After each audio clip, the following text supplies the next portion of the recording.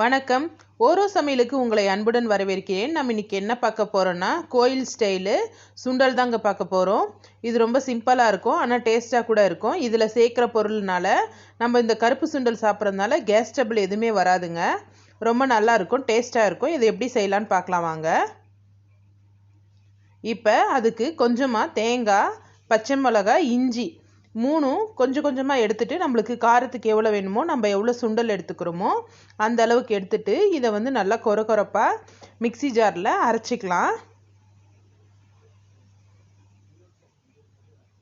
Mixie ஜாரில் அரைச்சதுக்கப்புறமா சுண்டலை வந்து நான் நல்லா வேக வச்சு வச்சுருக்கேன். கையில் அமர்த்தினா நல்லா சாஃப்டாக வேகணும், அந்த அளவுக்கு நல்லா வேக வச்சு அரைச்சிக்கலாம். பாருங்கள், இந்த அளவுக்கு நம்ம வந்து அரைச்சி எடுத்துக்கணும். கொரப்பாக, ரொம்ப நெய்ஸாக வேண்டாம்.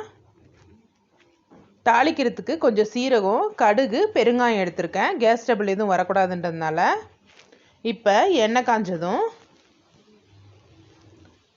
நம்ம கடுகு, சீரகம், பெருங்காயம் சேர்த்துக்கலாம். அது பொரிஞ்சதும் கருவேப்பிலை கொஞ்சம் சேர்த்துக்கலாம். இப்போ நம்ம மிக்சியில் போட்டு வச்சது மசாலாவை வந்து சேர்த்துட்டு வதக்கிக்கலாம். ஒரு 2 நிமிஷம் போல் நல்லா வதக்கிக்கலாம். இந்த ரா ஸ்மெல் போகட்டும். இந்த மாதிரி செய்கிறதுனால குழந்தைங்களுக்கு, பெரியவங்களுக்கு எல்லாருக்குமே கொடுக்கலாம். ஏன்னா நம்ம பச்சை மிளகாய் கட் பண்ணி போட்டோம்னா குழந்தைங்களுக்கும் வயசானவங்களுக்கும் நம்ம எடுத்துகிட்டு கொடுக்கணும். ஆனால் இந்த மாதிரி மிக்சியில் போட்டு கொடுத்தோம்னா அப்படியே கொடுக்கலாம். இப்போ வந்து வேக வச்சு சுண்டலை சேர்த்துக்கிறேன்.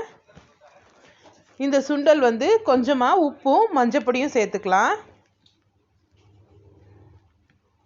சேர்த்துட்டு நல்லா ஒரு 5 நிமிஷம் போல் கலரி விடணும்.